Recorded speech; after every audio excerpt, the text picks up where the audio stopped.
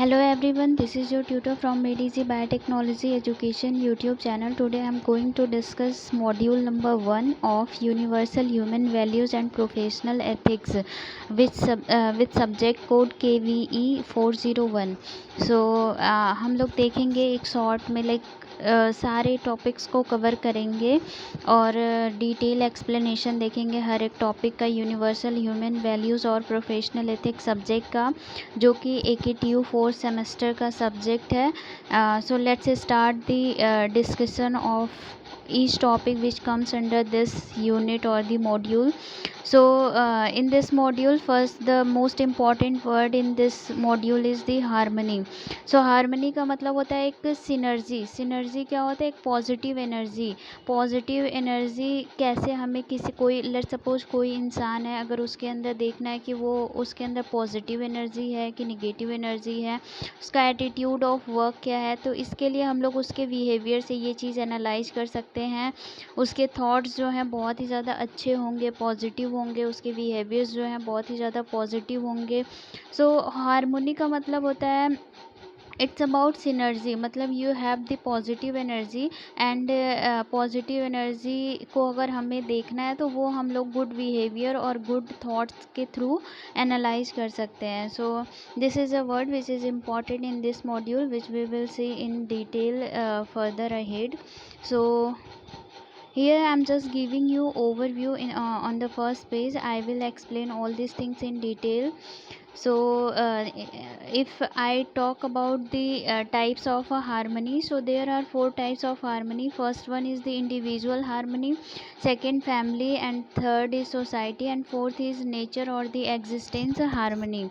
Individual harmony मतलब जो एक इंडिविजुअल पर्सन होता है उसकी जो हार्मनी होती है उसको हम लोग इंडिविजुअल हार्मनी कहते हैं. जैसे कि मान लेते हैं एक ह्यूमन बीइंग है तो उसकी जो सेल्फ हार्मनी होगी उसको हम लोग इंडिविजुअल हार्मनी बोलेंगे. और एक ह्यूमन बीइंग जो है आई मतलब सेल्फ प्लस बॉडी से मिलकर के बना हुआ है, मतलब उसके जो विचार हैं वो आई के अंदर आएगा और उसकी जो बॉडी है जो काम कर रही है उसको हम लोग जो है बॉडी के अंतर्गत रखेंगे. अब आई में हमारा थॉट्स आ जाएगा, बिहेवियर आ जाएगा, ये सारी चीज़ें हमारी एक अगर कंसीडर करें कंप्यूटर के टर्म में तो ये मान लेते हैं हमारा सॉफ्टवेयर है.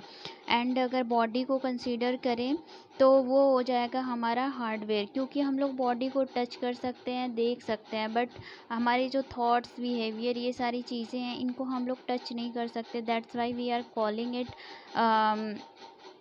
Software and body is our hardware. I think the first topic, just discuss it. Need for value education. Value education क्या होता है और हमें इसकी ज़रूरत क्या होती है? इसकी ज़रूरत हमें मतलब इसके 5 नीड्स हैं, देखते हैं हम लोग. First one is the correct identification of our aspiration. If you are having the value education then you will be able to identify your aspiration. अगर आपके पास वैल्यू एजुकेशन है, अगर आपको पता है कि आपके अंदर वैल्यू एजुकेशन है, तब आप अपने जो एस्पायरेशंस हैं उनको जो है क्लियरली आइडेंटिफाई कर सकते हैं. फिर दूसरा हमें इसकी ज़रूरत, वैल्यू एजुकेशन की ज़रूरत क्यों होती है? It will help in understanding the universal human values to fulfil our aspiration. ये जो है हमें मदद करेगा यूनिवर्सल ह्यूमन वैल्यूज़ को समझने में, ताकि हमारे जो एस्पायरेशंस हैं, हमारे जो डिज़ायर्स हैं, जो हमारे एम हैं, गोल्स हैं, इन सारी चीज़ों को हम लोग जो है पूरा कर सके. Third one is the complementarity of the values and the skills. जो वैल्यू और स्किल्स जो होती हैं एक दूसरे के कॉम्प्लीमेंट होती हैं. लाइक अगर आपके पास स्किल्स हैं एंड वैल्यूज़ नहीं है तब भी आपका काम नहीं चलेगा, और आपके पास वैल्यूज़ हैं एंड स्किल्स नहीं है, देन आपका जो फंक्शनिंग होगा या फिर आपका जो डे टू डे लाइफ में प्रोसेसिंग होगा, लाइक चीज़ों को आगे बढ़ाने का और चीज़ों को समझने का थॉट प्रोसेस, ये सारी चीज़ें जो हैं आपकी नहीं हो पाएंगी. इसलिए वैल्यूज़ एंड स्किल दोनों का साथ में होना बहुत ही ज़्यादा ज़रूरी है. फिर उसके बाद है हमारा evolution of our belief, past conditioning, अगर हमें अपने जो पास्ट बिलीफ हैं लाइक चीज़ों पुरानी चीज़ों को जैसे होता है ना, पहले हम लोग क्या करते थे, पुरानी चीज़ों के हिसाब से आज क्या होगा उस चीज़ को सोच लेते थे, जिसको हम लोग अंधविश्वास भी बोल सकते हैं, लाइक दिस थिंग्स। तो अगर आपको वैल्यू एजुकेशन है देन आपको इन सारी चीज़ों में विश्वास नहीं होगा, you will be able to take the right decision. और कोई भी यहाँ पे प्रेजुडिस लाइक कोई चीज़ों के लिए पहले से ही मन बना लेना कि नहीं ये चीज़ ऐसे ही होगी, all this things will not come into the consideration. फिर फिफ्थ है हमारा science and technology, modern education system is based on the skill. So value education है then you will be able to gain more knowledge in the science and technology and these are the modern education system जो कि skills के basis पर काम करती हैं। फिर इसके बाद अगर हम लोग नेक्स्ट टॉपिक देखें तो ये है हमारा basic guidelines for the value education. So कौन कौन सी गाइडलाइंस होती है जो कि एक वैल्यू एजुकेशन के लिए होनी चाहिए। So first one is the universal, second rational, third natural and the verifiable, fourth all encompassing and fifth one is leading to harmony. So अगर आपको इसको याद करना है then you have a trick like you are null, null here you can say NaL, so you are null, मतलब आप कुछ नहीं हो, but here I'm just giving you a trick to learn the guideline. So you मतलब हो गया हमारा universal, are का मतलब हो गया रैशनल, एन का मतलब हो गया नेचुरल एंड वेरीफिएबल, फिर ए का मतलब ऑल इनकम्पासिंग, फिर एल का मतलब leading to the harmony. So it's just a trick, if you are getting help from this tricks to learn, so please learn all these things because these are really important point regarding your AKTO examination. So I think this is something from the second unit, so I will discuss it earlier.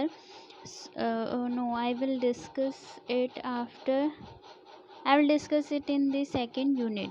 So moving ahead with the discussion of unit number 1. So need for value education, this is the first topic of module 1. So हम लोगों ने पहले ही देख रखा है कि value education की हमें ज़रूरत क्यों होती है। सो अगर हमें करेक्टली आइडेंटिफाई करना है अपने एस्पायरेशंस को तो उसके लिए ज़रूरत पड़ती है, यूनिवर्सल ह्यूमन वैल्यूज़ को समझने के लिए ज़रूरत पड़ती है, वैल्यूज़ एंड स्किल्स को एक दूसरे को कॉम्प्लीमेंट करने के लिए, लाइक दोनों का साथ में होने से एक अलग ही ग्रोथ पॉजिटिव एनर्जी आती है, उस चीज़ के लिए वैल्यू एजुकेशन का होना काफ़ी ज़्यादा ज़रूरी है। फिर हमारी जो बिलीव्स हैं, थॉट्स हैं, उनको जो है रीवैल्यूएट करने के लिए, लाइक हम अपनी चीज़ों को according to our thoughts and अपनी डिसीज़न खुद के लेना, साइंस एंड टेक का यूज़ करने के लिए हमें वैल्यू एजुकेशन का नीड होता है। So here we are going to see the harmony types. So there are 4 types of harmony as I have already told you. So first one is the individual harmony. Individual harmony में एक person होता है. So let's suppose एक मान लेते हैं कोई भी human being है. एक human being किससे मिलकर के बना होगा? I plus body. I में उसका thoughts, behavior, ये सारी चीज़ें आ जाएंगी. Body में उसकी जो शरीर है पूरी वो आ जाएगी. फिर ये जो है हमारा एक सॉफ्टवेयर, अगर हार्डवेयर सॉफ्टवेयर का कॉम्बिनेशन देखें एक ह्यूमन बॉडी में, तो आई जो है ये सॉफ्टवेयर हो जाएगा एंड बॉडी जो है वो हो जाएगा हार्डवेयर। और ये चीज़ मैंने पहले डिस्कस कर रखी है। So let's move ahead with the discussion of the next type of the harmony. So here the family harmony. Family में लेट्स सपोज अगर हम लोग देखें किसी भी फैमिली को, तो फैमिली में लोग जो होते हैं 8 से 10 मेंबर लोग होते हैं। फिर जो बेस होता है किसी भी फैमिली का वो होता है बेसिक एजुकेशन, नोइंग अबाउट, अगर आप फैमिली में हैं तो आपको एक रहता है कि रिलेशनशिप का नॉलेज रहता है। First letter you tell on your birth, अगर आपका जब फर्स्ट टाइम बर्थ होता है देन कोई भी चाइल्ड होता है अपनी मम्मी का नाम लेके चिल्लाता है। Family harmony is maintained when you maintain and go ahead with your family prospectus. Like family harmony कैसे मेंटेन रहेगी, लाइक मान लेते हैं आपके घर में 7-8 लोग हैं, अगर आप फैमिली हार्मनी को मेंटेन करना चाहते हैं तो एक दूसरे के प्रोस्पेक्ट्स को आपको मान करके आगे बढ़ना पड़ेगा, तभी फैमिली हार्मनी जो है मेंटेन हो सकती है। अदरवाइज़ हार्मनी वहाँ पे रहेगी नहीं। लाइक 5-6 मेंबर हैं, कोई किसी की बात ही नहीं सुन रहा है, एवरीवन इज़ जस्ट एक दूसरे से लड़ रहे हैं लोग, तो इस कंडीशन में हार्मनी जो है वो डिस्टर्ब हो जाएगी। एंड अगर एक दूसरे की बात को सुन करके समझ करके आगे चीज़ों को ले जा रहे हैं, then you are maintaining the family harmony. So family harmony जो है ये क्यों नहीं हो पाती, लाइक ये इसकी एब्सेंसी का क्या रीज़न होता है। सो जनरली क्या होता है कि लोगों के अंदर अंडरस्टैंडिंग नहीं होती है।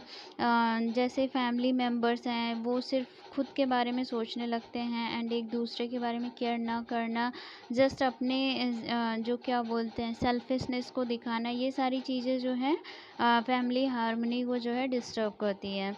So let's move ahead with so knowing and fulfilling the requirement of your family. अगर आप एक फैमिली हार्मनी को मेंटेन करना चाहते हैं, then you should know about the requirement and all the family, like आपकी फैमिली में क्या किसको क्या ज़रूरत है, इन सारी चीज़ों को जानना और उस चीज़ को फुलफ़िल करना, ये हेल्प करता है फैमिली हार्मनी को मेंटेन करने में। फिर उसके बाद किसी भी फैमिली को तोड़ने का मतलब टूटने का रीज़न क्या होता है, पहला कि नैरो माइंडेडनेस, मतलब छोटी सोच होती है लोगों की, अंडरस्टैंडिंग कम होती है, पैसे की वजह से आजकल देखा जाए तो हर एक फैमिली में मैक्सिमम फैमिली में रीज़न जो होता है फैमिली को तोड़ने का, दैट इज़ दी मनी।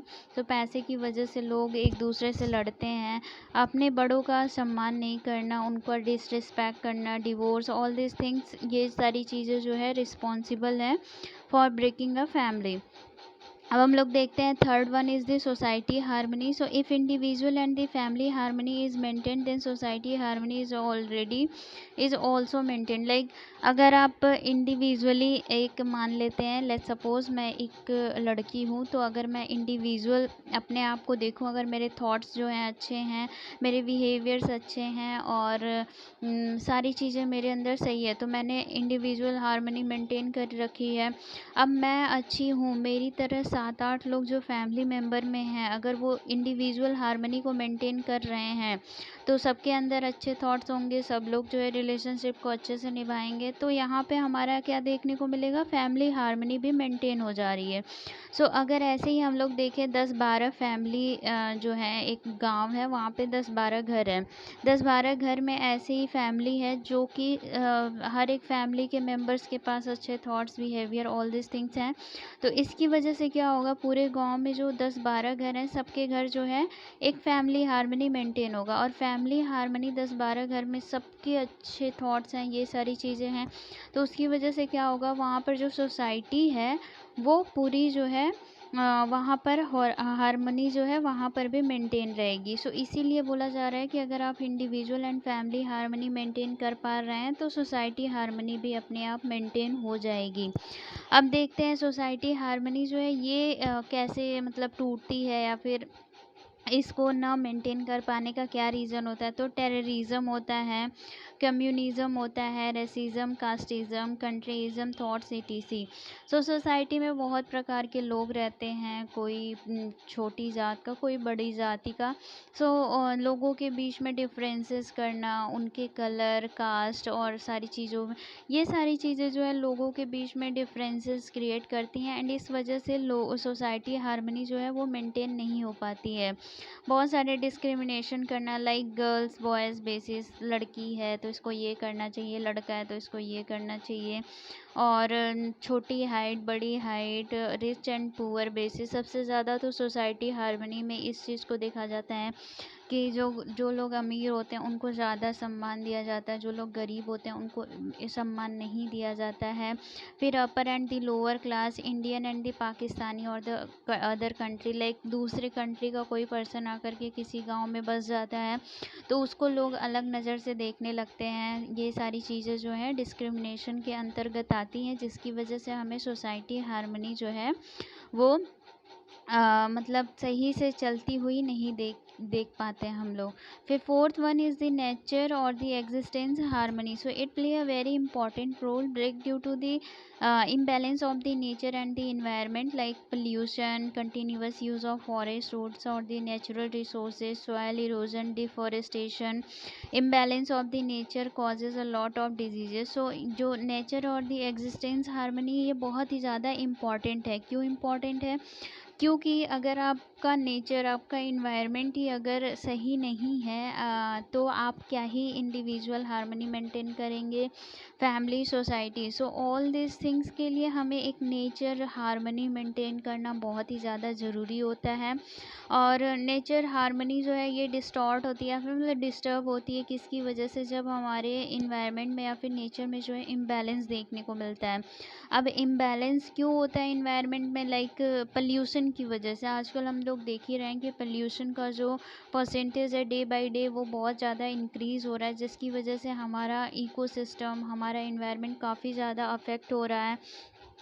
फिर हम लोग ज़्यादा से ज़्यादा नेचुरल रिसोर्सेज को यूज़ कर रहे हैं, तो ये भी एक प्रॉब्लम क्रिएट कर रहा है। सॉइल इरोजन, डिफॉरेस्टेशन, लाइक लोग ज़्यादा से ज़्यादा अपने फ़ायदे के लिए पेड़ को कट कर रहे हैं, लेकिन उन लोगों को ये चीज़ें नहीं दिख रही हैं कि पेड़ अगर वो ज़्यादा से ज़्यादा कट करेंगे तो इससे प्रॉब्लम जो है हम लोगों को खुद होगी। लाइक हम लोग ही उससे सफ़र करेंगे, क्योंकि अगर पेड़ कटेंगे तो हमें ऑक्सीजन नहीं मिलेगा, ऑक्सीजन नहीं मिलेगा तो लोग धीरे धीरे मरेंगे। So all this things are very important to maintain. So that's why we are here to understanding the harmony level at individual to the nature level. So अगर हमारा कार्बन का अमाउंट इन्वायरमेंट में इंक्रीज़ होता है तो फिर जो nature harmony है ये डिस्टर्ब होता है। Environment and ecosystem should be maintained. हमें जो हमारा वातावरण है और जो हमारा इकोसिस्टम है इसको हमें मेंटेन करके रखना चाहिए। अब मेंटेन कैसे रहेगा, इसके कुछ कुछ तरीके हैं। So let's see. अफॉरेस्टेशन, आप ज़्यादा से ज़्यादा पौधे लगाइए, आप पोल्यूशन जो हो रहा है उसको डिक्रीज़ करिए, प्लास्टिक का यूज़ कम करिए। और अगर कोई वेस्ट है तो उसको 3R पॉलिसी को फॉलो करिए, like recycle, reuse and synthesis. So इस चीज़ को फॉलो करके हम लोग इन्वायरमेंट और इकोसिस्टम को जो है बैलेंस कर सकते हैं। एंड अगर ये बैलेंस है देन नेचर हार्मनी जो है वो मेंटेन रहेगी।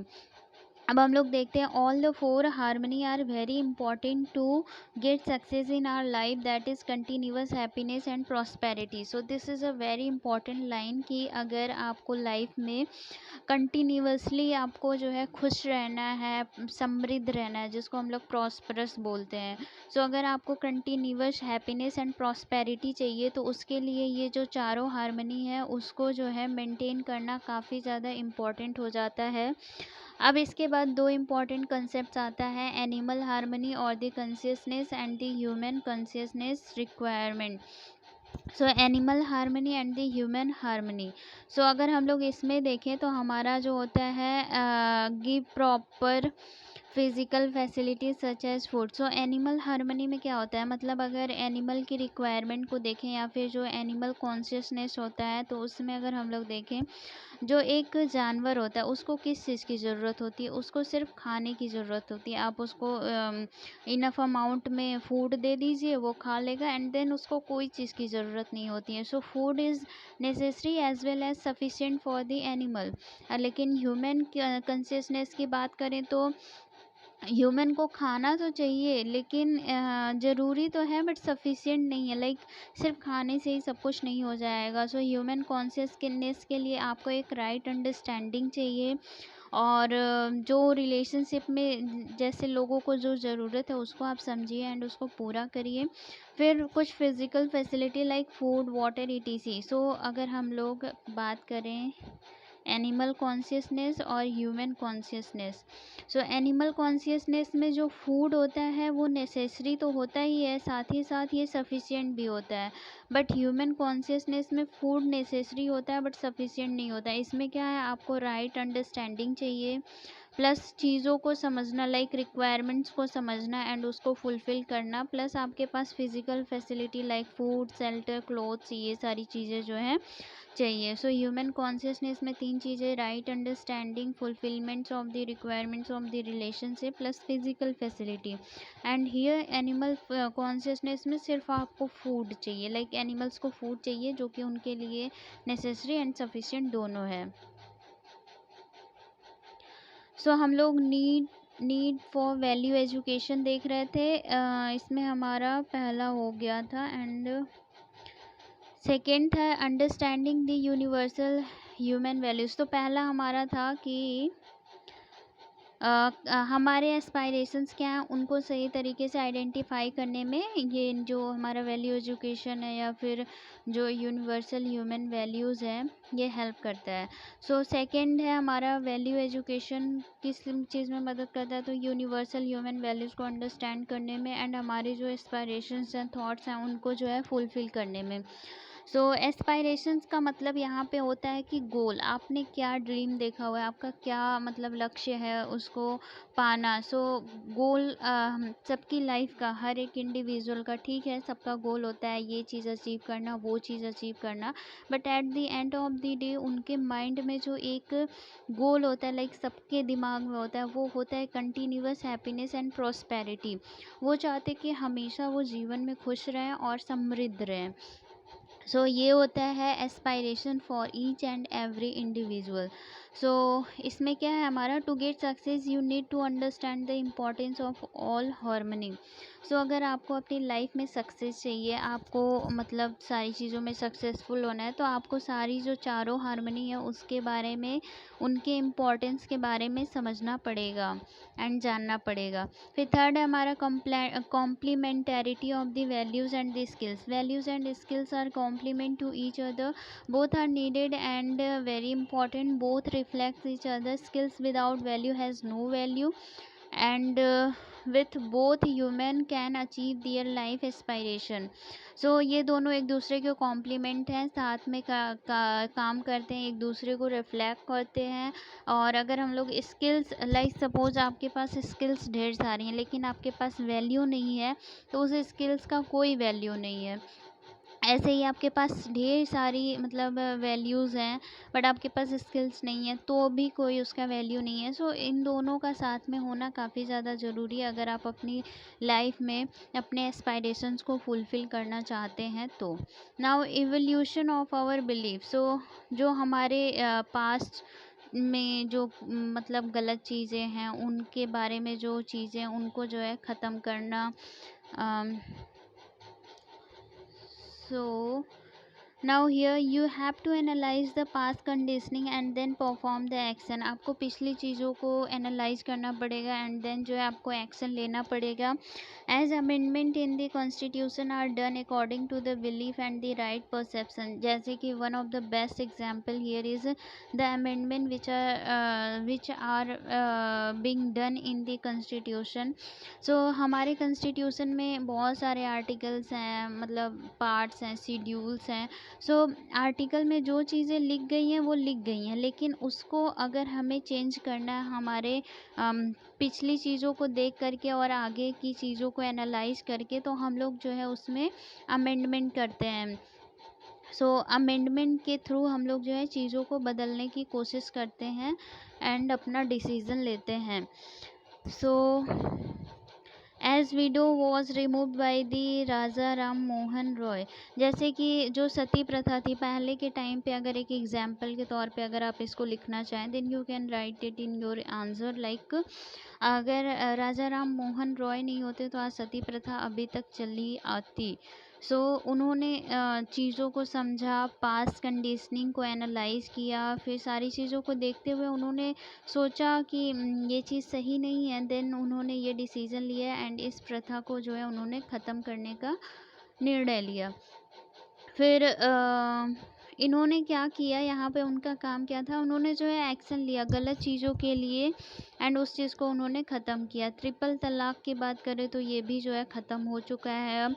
Rule and law should be amended with time and condition and the belief. आपके विश्वास के हिसाब से, आपके कंडीशन एंड जो चीज़ें हैं, मॉडर्न चीज़ें आती जा रही हैं, उस हिसाब से आपको चीज़ों को समझना पड़ेगा एंड जो रूल्स एंड लॉज जो पास्ट में बने हुए हैं उनको जो है मॉडिफाई करने का भी ज़रूरत है। With advancement in research truth also changes. अगर हम लोग रिसर्च में ज़्यादा से ज़्यादा एडवांसमेंट करते जा रहे हैं, जो ट्रूथ है, जैसे पहले की जो चीज़ें मेंशन है कि ये असली सत्य है, ये सारी चीज़ें भी बदल सकती हैं विद टाइम। अब हमारा fifth one is the science and tech. So modern education system is based on the skill. अगर हम लोग आजकल के एजुकेशन सिस्टम की बात करें तो ये जो है स्किल्स के बेसिस पर होता है। Science is a bless for all the human being. Science जो है एक मतलब वरदान है, अगर माने सभी ह्यूमन बीइंग के लिए तो ये एक वरदान है। Technology makes our life easy. जो टेक्नोलॉजी ये हमारी लाइफ को बहुत ही ज़्यादा आसान बनाती है। Science gave us power like nuclear. बहुत सारी जो साइंस है वो हमें बहुत सारी पावर दी हुई है, like nuclear power, atomic power with value and its use for welfare for human being is important. So ये दोनों चीज़ें खतरनाक तो हैं, बट अगर हम लोग इसको राइट वैल्यू एंड राइट दिशा में इसका यूज़ करें तो ये ह्यूमन बीइंग को वेलफेयर के लिए यूज़ किया जा सकता है। लेकिन इसका मैक्सिमम मिसयूज़ होता है, जिसकी वजह से जो सिटीजन्स हैं उनको बहुत ही ज़्यादा लॉस देखने को मिलता है। सो मैंने यहाँ तक 2 टॉपिक डिस्कस किया, need of value education, need of value education. So value education के नीड में मैंने 5 पॉइंट बताया। आपको करेक्ट एस्पायरेशन को आइडेंटिफाई करने में मदद करता है। आपके जो यूनिवर्सल ह्यूमन वैल्यूज़ हैं उनको अंडरस्टैंड करने में मदद करता है। जो पास्ट कंडीशनिंग है उस पे आपको जो है एनालाइज करने को मिलता है। एंड जो साइंस एंड टेक है उसमें आपको जो है चीज़ों को समझने का वो मतलब चीज़ों को समझना और एक नए नज़रिए से देखने का मौका मिलता है। एंड ये जो वैल्यूज़ एंड स्किल्स हैं ये एक दूसरे के कॉम्प्लीमेंट्री हैं। फिर उसके बाद मैंने डिस्कस करा आपसे कि types of harmony. So basically harmony का मतलब होता है पॉजिटिव एनर्जी एक इंसान के अंदर जो होती है। सो अगर हार्मनी के टाइप्स देखें तो ये जो है 4 होती हैं। पहला है इंडिविजुअल। इंडिविजुअल में किसी पर्सन की बात होती है जो कि आई प्लस बॉडी से मिल करके बना हुआ होता है। आई में थॉट्स, बिहेवियर, ये सारी चीज़ें आ जाएंगी। बॉडी में आपकी शरीर जो है वो आ जाएगी। फिर उसके बाद है फैमिली हार्मनी। फैमिली हार्मनी अगर हम लोग फैमिली में देखें 7-8 मेंबर होते हैं। अगर आपको फैमिली हार्मनी मेंटेन करना है तो आपको चीज़ों को समझना पड़ेगा, लाइक एक दूसरे के थॉट्स को समझना पड़ेगा, लोगों की रिक्वायरमेंट को फुलफ़िल करना पड़ेगा, तब जो है फैमिली हार्मनी मेंटेन हो सकती है। फिर थर्ड वन वो सोसाइटी। सो अगर फैमिली इंडिविजुअल हार्मनी मेंटेन हो रही है प्रॉपरली हर एक इंडिविजुअल के घर पे, हर एक फैमिली में, देन सोसाइटी हार्मनी अपने आप मेंटेन होगी। फिर उसके बाद नेचर हार्मनी को मेंटेन करने के लिए आपको ज़्यादा से ज़्यादा अफॉरेस्टेशन करना चाहिए, पेड़ पौधे लगाओ, ज़्यादा से ज़्यादा पोल्यूशन ना करो, कार्बन का जो इमिशन है उसको रोको। All this things will lead to balance the environment and the ecosystem and that will lead to the maintenance of the nature harmony. So अगर आपके पास ये चारों हार्मनी मेंटेन होती हैं then you will surely achieve your aspirations. And aspiration की बात करें तो आपकी लाइफ का जो one of the most important aspiration होता है, एस्पायरेशन का मतलब होता है goal. So goal is continuous happiness and prosperity. Continuous happiness and prosperity. So this is the aspiration. और इसके बाद मैंने 2 चीज़ और डिस्कस की थी, human consciousness and the animal consciousness. Animal consciousness and the human consciousness. Animal consciousness में food is necessary as well as it is sufficient. Human consciousness में food is necessary but not sufficient. Food के साथ आपको जो है right understanding plus आपको जो है understanding the requirement in the relationship and fulfilling all the requirement, so ये सारी चीज़ें जो है ह्यूमन कॉन्शियसनेस में आती हैं. So let's move ahead with the discussion of the next topic, and that is basic guidelines for the value education. So इसमें मैंने एक ट्रिक बताया था, you are null. So universal, rational, natural and verifiable, all encompassing and the leading to the harmony. So first देखते हैं universal. So applicable to all, always and the everywhere. जो universal है ये सभी के लिए सभी जगह और हमेशा जो है एप्लीकेबल होता है. Human value education should be universal and should not be of changing nature. जो ह्यूमन वैल्यू एजुकेशन है ये जो है यूनिवर्सल होना चाहिए और ये चेंजिंग नेचर का नहीं होना चाहिए और सबके लिए इक्वली होना चाहिए. As respecting our parent, we did and do this and give respect to our elder and the parents. It should not depend on the place and the time. अगर एग्जाम्पल की बात करें तो यूनिवर्सल की example की बात करें तो हम लोग अपने पेरेंट्स की रिस्पेक्ट करते हैं. लाइक हम लोग हमेशा अपने पेरेंट्स की रिस्पेक्ट करते हैं, चाहे वो यहाँ पर हो चाहे जहाँ पर दुनिया के किसी भी कोने में हो.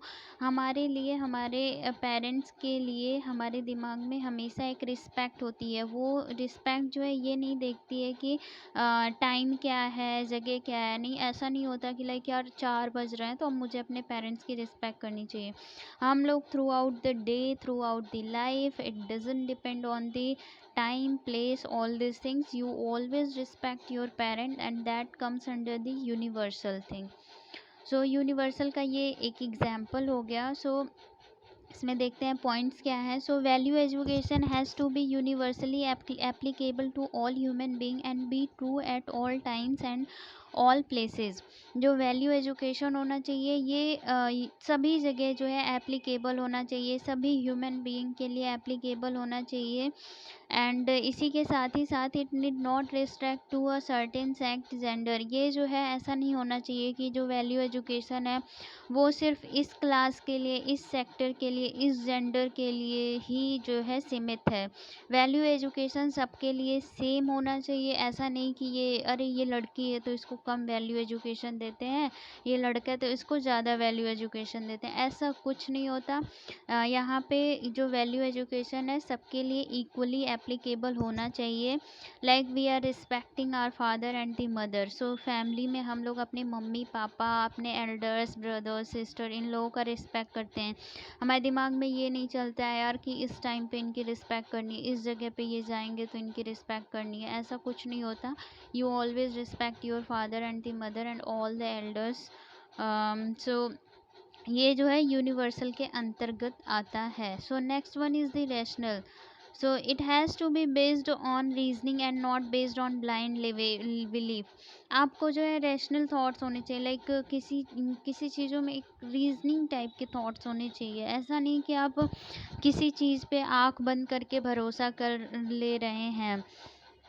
ऐसा नहीं होना चाहिए. आप अपनी क्रिटिकल थिंकिंग का यूज़ करके एक रैशनल थॉट डिज़ाइन करिए and on the basis of that you are tend to take your decision. Now third one is the natural and the verifiable. So at our natural acceptance. So natural and verifiable. Verifiable का मतलब है कि ये nature के द्वारा जो है verified है.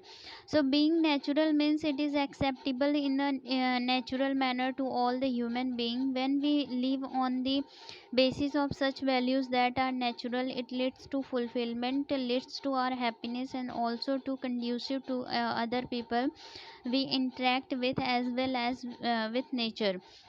सो सारी चीज़ों को एक्सेप्ट करना नेचुरल तरीके से, नेचुरल मैनर में.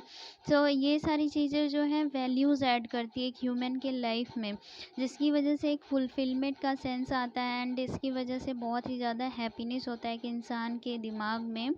एंड इसकी वजह से जिन लोगों से हम लोग मिलते हैं उनको भी एक पॉजिटिव एनर्जी फील होती है. So it will lead to the happiness and prosperity. We also would like to verified this values our self. हम लोगों को हम लोग खुद चाहते हैं कि ये सारी जो वैल्यूज़ हैं इनको जो है हम लोग खुद से वेरीफाई करें. This has to be done by both checking for the validity within our self as well being naturally acceptable and observe its outcome to be fulfilling. So इन सारी चीज़ों को नेचुरल तरीके से एंड खुद के तरीके से जो है वेरीफाई करना चाहिए. सो हमें वही सारी चीज़ों को करना चाहिए जो कि हम लोग नेचुरल तरीके से एक्सेप्ट कर पाए. क्योंकि अगर हम लोग चीज़ों को नेचुरली एक्सेप्ट करते हैं तो इसकी वजह से फुलफिलमेंट होगा एंड हमें कंटिन्यूअस हैप्पीनेस एंड प्रॉस्पेरिटी जो है मिलेगी. Fourth one is the all encompassing. Encompassing means all the dimensions of life like thought, behaviour, work, society, nature. Encompassing का मतलब होता है कि जैसे कि लाइफ का हर एक डायमेंशन, जैसे कि आपका विचार क्या है, आपका बिहेवियर क्या है, आप कौन सा काम करते हैं, सोसाइटी में कैसे रहते हैं, आपका नेचर क्या है, ये सारी चीज़ें होती हैं. और सारे डायमेंशंस जो हैं इनमें जो है वैल्यू बेस्ड एजुकेशन होना चाहिए. Value education is not an academic exercise. It is aimed at transforming our consciousness and living.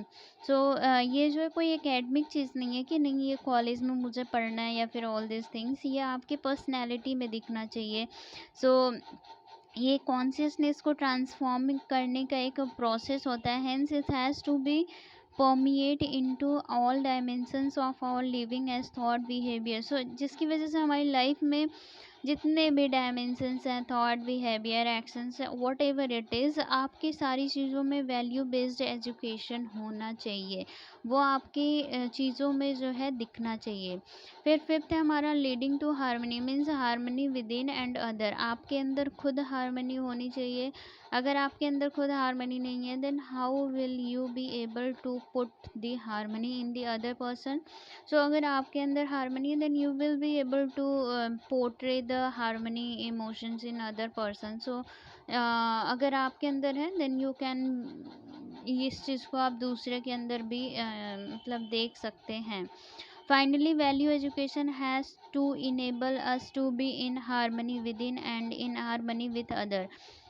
हमें खुद में भी हार्मनी होना चाहिए. हम अपने खुद की बात करें इंडिविजुअलिटी की, और उसी के साथ साथ हमें हार्मनी के साथ दूसरों के साथ भी रहना चाहिए.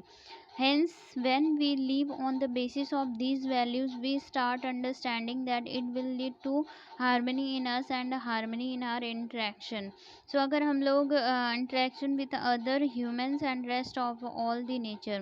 So, अगर हम लोग इस तरीके से रहते हैं then हमारे दिमाग में खुद सेंस आने लगता है यार मैं हारमनी से तो रह ही रही हूँ but I am living in harmony with the other person who is there in the society who is coming to meet me. मैं उसके साथ भी हारमनी से रह रही हूँ. So that will lead to the harmony. And अगर आप हारमनी से रहते हैं then you will be able to achieve your aspiration and the aspiration is continuous happiness and prosperity.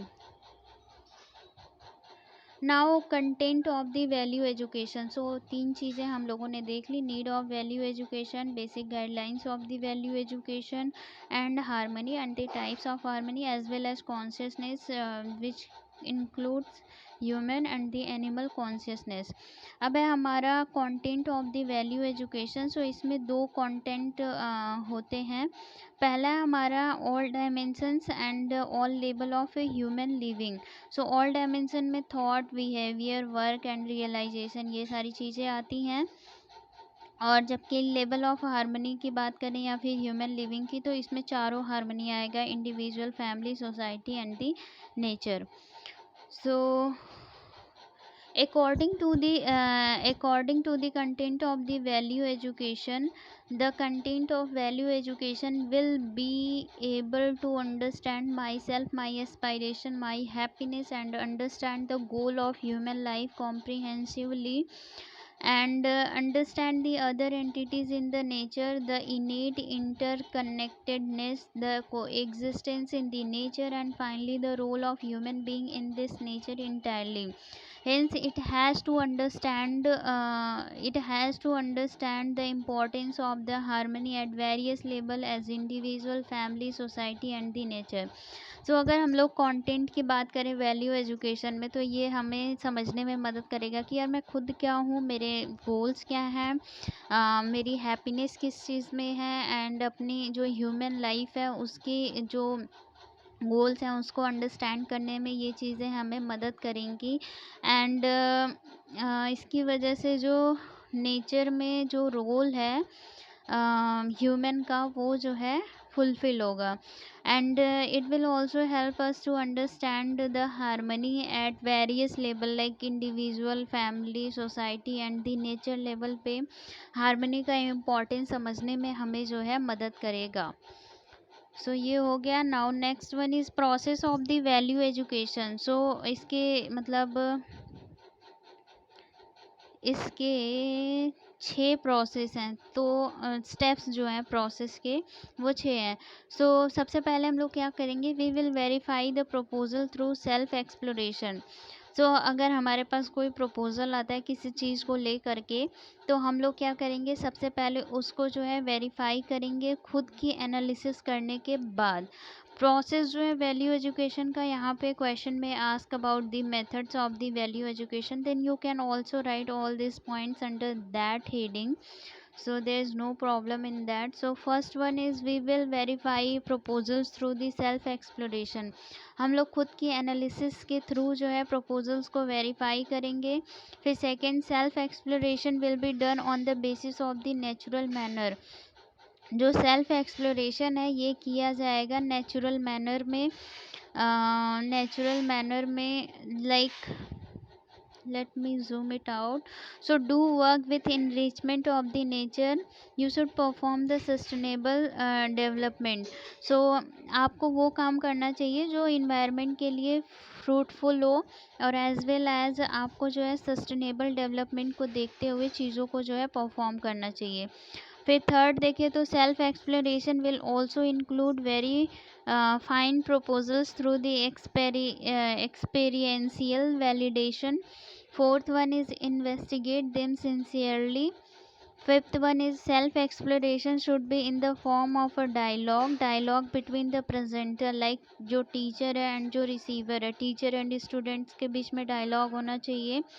And six, this process is expected to initiate a transformation in our understanding. ये process जो है हमारे अंदर एक transformation को जो है build करेगा, लाइक गुड चीज़ों जो अच्छी थॉट्स बिहेवियर हैं इनको जो है एक्सचेंज करने में मदद करेगा, हमारे जो आइडियाज़ हैं उनको जो है एक्सप्लोर करने में मदद करेगा। So we will verify proposal through self exploration. इसमें हम लोग खुद को एनालाइज करेंगे, खुद को जो है जो चारों हार्मनी है उनको मेंटेन करेंगे। आपके थॉट्स, थिंकिंग, ये सारी चीज़ें क्या सही है क्या गलत है, चीज़ों को ओपन माइंडेडनेस के साथ सोचना, इन सारी चीज़ों को एनालाइज करने के बाद हम लोग जो है प्रपोजल को आइदर एक्सेप्ट करेंगे या फिर रिजेक्ट करेंगे।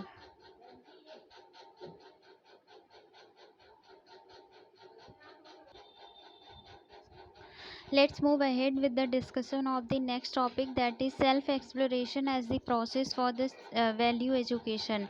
So this is very important question, like it has come in our examinations also, so that's why I'm telling you this is important question, you should prepare it very well. So self exploration as the process of the value education. So इसमें देखते हैं हम लोग एक छोटा सा, अगर हम लोग डायग्राम बनाने की कोशिश करें, then you can draw that like human being.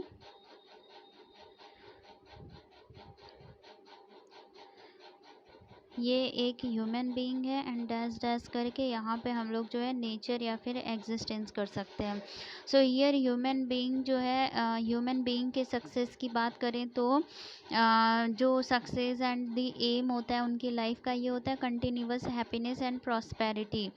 And इसमें आपको जो है चारों लेवल की जो हार्मनी है उसको मेंटेन करने की ज़रूरत पड़ती है। And here the dash dash line indicating that it is indicating the relationship of the human being with the nature. ये चीज़ों को रिप्रेजेंट कर रहा है। एंड नेचर या फिर एग्जिस्टेंस में एक यहाँ पे इंडिविजुअल ह्यूमन बीइंग की बात हो रही है। नेचर में डिफरेंट काइंड्स की ह्यूमन बीइंग्स होंगे, एनिमल्स होंगे, प्लांट्स होंगे, सॉयल्स होंगे, etc। So basically starting to observe inside, सबसे पहले आपको अपने अंदर देखना चाहिए कि क्या चीज़ें हैं। सो अगर हमें सेल्फ एक्सप्लोरेशन करना है तो इसका प्रोसेस क्या है, वी नीड टू अंडरगो, हमें खुद की चीज़ों को देखना चाहिए। So first point is self exploration because we want to find out what is valuable to us.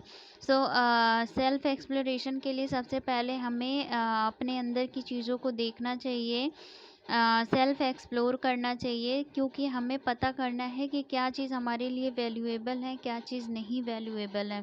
सो कौन सी चीज़ हमारे लिए वैल्यूएबल है, कौन सी चीज़ नहीं वैल्यूएबल है, ये हम लोग सेल्फ एनालिसिस के थ्रू ही बता सकते हैं।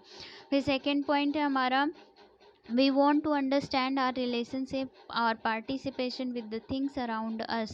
so हम लोग चाहते हैं कि हम लोग अपनी जो रिलेशनशिप है उसको समझें, हमारा जो चीज़ों से क्या रिलेशनशिप्स हैं उनको समझें, जो चीज़ें हमारे इन्वायरमेंट में या फिर हमारे अगल बगल हमारी सराउंडिंग में जो चीज़ें उनके साथ हमारा क्या रिलेशनशिप है, एंड हमारा सोसाइटी में क्या पार्टिसिपेशन है, इस चीज़ को हम लोग जो है समझना चाहते हैं।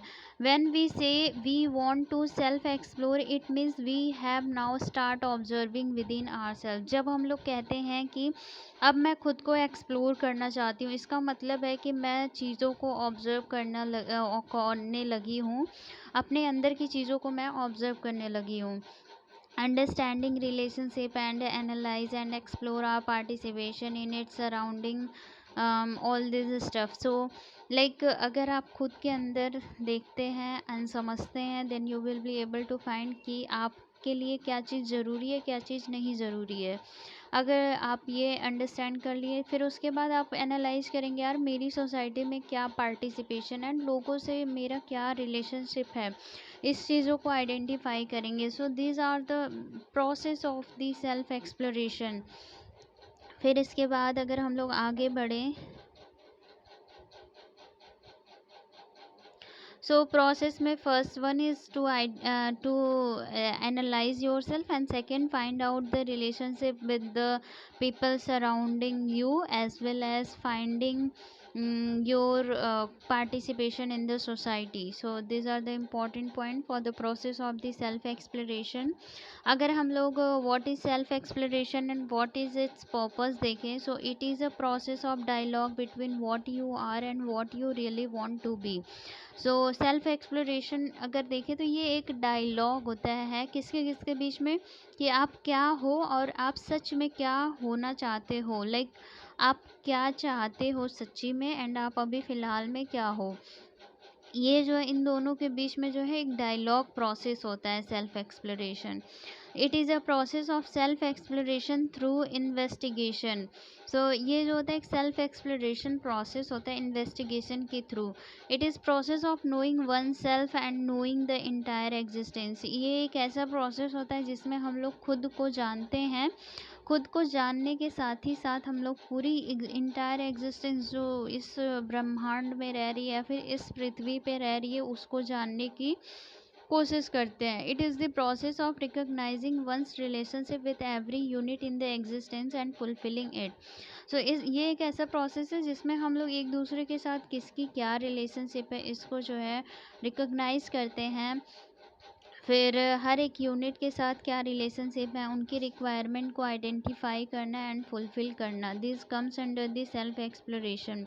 It is a process of knowing human conduct, human character and living accordingly. It is a process of being in harmony in oneself and harmony with the entire existence। It is a process of identifying the innateness and moving towards self organization and self exploration। So basically अगर self exploration की बात करें, so it is a process of dialogue between आप क्या हो and आप सच में क्या होना चाहते थे। इसमें आप सेल्फ चीज़ों को एनालाइज करते हैं and on the basis of that आप जो है लोगों के बीच में आपकी क्या रिलेशनशिप है एंड आपका क्या पब्लिक में पार्टिसिपेशन, इस चीज़ को आइडेंटिफाई करते हो। इसमें क्या होता है कि इसमें हम लोग जो है हमारे लिए जो इनेटनेस है एंड सेल्फ ऑर्गेनाइजेशन, लाइक हम लोग इनेटनेस को आइडेंटिफाई करते हैं। उसको आइडेंटिफाई करने के बाद हम लोग जो है सेल्फ ऑर्गेनाइजेशन करते हैं, लाइक स्वतंत्रता प्राप्त करते हैं एंड देन हम लोग जो है सेल्फ एक्सप्लोरेशन, लाइक अपना स्वराज्य खड़ा करते हैं। सबसे पहले हम अपने अवधारणा को बनाते हैं एंड देन हम लोग जो है स्वतंत्र होते हैं एंड देन सेल्फ एक्सप्रेशन करते हैं। कंटेंट में अगर सेल्फ एक्सप्लोरेशन की बात करें तो दो चीज़ें आती हैं, desire and the programme. Desire में ये है कि आपके क्या बेसिक एस्पायरेशन है, तो बेसिक एस्पायरेशन में continuous happiness and the prosperity. और प्रोग्राम में what is the process to fulfil this basic aspiration. अब जो ये बेसिक एस्पायरेशन है इसको कैसे फुलफ़िल किया जाए, ये जो होता है प्रोग्राम में आ जाएगा। अगर एग्ज़ाम्पल दें तो like desire to become an engineer, अगर आपको एक इंजीनियर बनना है, ये आपकी इच्छा है, तो इसके लिए जो प्रोग्राम होगा उसमें क्या होगा, लाइक आप इंजीनियर कैसे बनोगे। देन इसका basic and most important answer is जब आप बीटेक कर लोगे then you will become an engineer. Year programme में हमारा बीटेक आ जाएगा। लाइक एक और एग्जांपल देखते हैं, लाइक डिज़ायर में है आपका कि आप जो है एक बायोटेक इंजीनियर बन जाओ या फिर बायोटेक्नोलॉजिस्ट बन जाओ। देन आप प्रोग्राम में क्या कर सकते हो, प्रोग्राम में आप बीटेक इन बायोटेक्नोलॉजी कर लो। ये चीज़ें हैं सेल्फ एक्सप्लोरेशन के कंटेंट।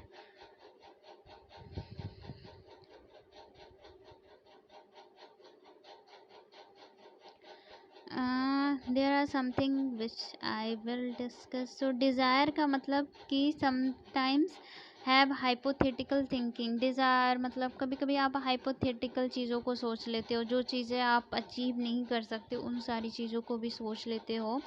और वांट में क्या है, thinking that can be achieved, आप ऐसी चीज़ों को सोचते हो जो अचीवेबल है, लाइक इतना टफ नहीं है यार इस चीज़ को अचीव करने में, you can achieve easily. Like child like and childish में क्या डिफरेंस होता है, तो चाइल्ड लाइक में वह बचपना जिसमें इनोसेंसी हो, और चाइल्डिश में so this is apart from the topic but I have just written on my notes, so I am just discussing it. Child like का मतलब जैसे कुछ बच्चे होते हैं, मतलब सीरियसली बात करें, जो छोटे बच्चे होते हैं जब वो एक्ट करते हैं तो लगता है यार उनके अंदर बचपना है। चाइल्डिश मतलब कुछ बड़े लोग, जैसे कि मतलब बड़े लोग अगर बच्चों की हरकतें कर रहे हैं तो वो बेवकूफ़ी लगती है, लाइक ऑल दिस थिंग्स। इसको हम लोग चाइल्डिश के अंदर कंसीडर करेंगे। Please don't consider these points. You can consider desire and want. I just written this like to understand the topic. Process of self exploration. इसमें दो चीज़ें होती हैं, verifying on the basis of the natural acceptance, like आप उन चीज़ों को verify करिए जो कि नेचुरली एक्सेप्टेबल हो। अगर हमारे नेचर को वो चीज़ एक्सेप्टेबल है देन आपको उस चीज़ को वेरीफाई नहीं करना चाहिए, क्योंकि it will lead to harm our environment and that is not good for our environment. And second is validating experientially and living accordingly. आपको जो है चीज़ों को वैलिडेट करना चाहिए एंड उसके हिसाब से रहना चाहिए। when the proposal is verified on both the basis it lead to realization and understanding। अगर proposal जो है इन दोनों basis पे verify होता है तो इससे जो है realization होता है and understanding develop होती है। Understanding is assuring, satisfying and universal with respect to time, space and the individual.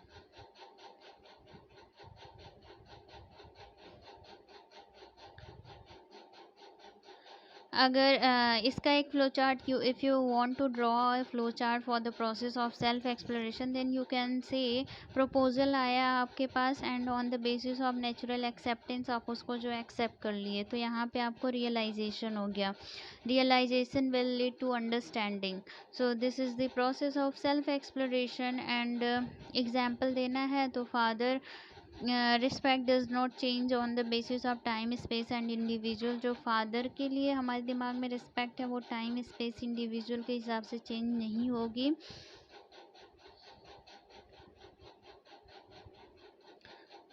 Experience को